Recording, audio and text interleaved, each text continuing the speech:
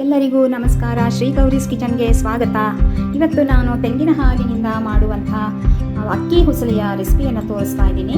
ಇದಕ್ಕೆ ತೆಂಗಿನ ಹಾಲು, ಅಕ್ಕಿ, 5-6 ಹಸಿಮೆಣಸಿನಕಾಯಿ, ಒಂದು 5-6 ಏಲಕ್ಕಿ, ಲವಂಗ, ಚಕ್ಕೆ, 1 ಸ್ಪೂನ್ ಜೀರಿಗೆ, 1 ಸ್ಪೂನ್ ಮೆಣಸು, ಸ್ವಲ್ಪ ಕರಿಬೇವು ಮತ್ತು ರುಚಿಗೆ ತಕ್ಕಷ್ಟು ಉಪ್ಪು, ಇದಿಷ್ಟು ಬೇಕಾಗತ್ತೆ.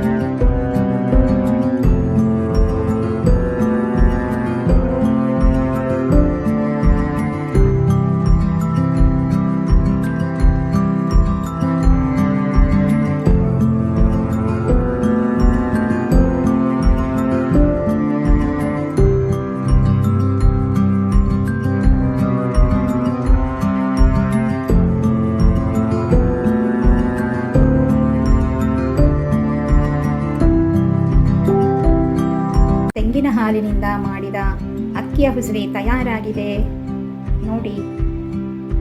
ವಾವ್, ತುಂಬಾ ರುಚಿಕರವಾದ ತೆಂಗಿನ ಹಾಲಿನಿಂದ ಮಾಡಿದ ಅಕ್ಕಿಯ ಹುಸಲಿ ನೀವು ಮಾಡಿ ಇಂದು ನೋಡಿ ಹೇಗಿತ್ತು ಅಂತ ಕಮೆಂಟ್ ಬಾಕ್ಸ್ನಲ್ಲಿ ತಿಳಿಸಿ. ಧನ್ಯವಾದಗಳು.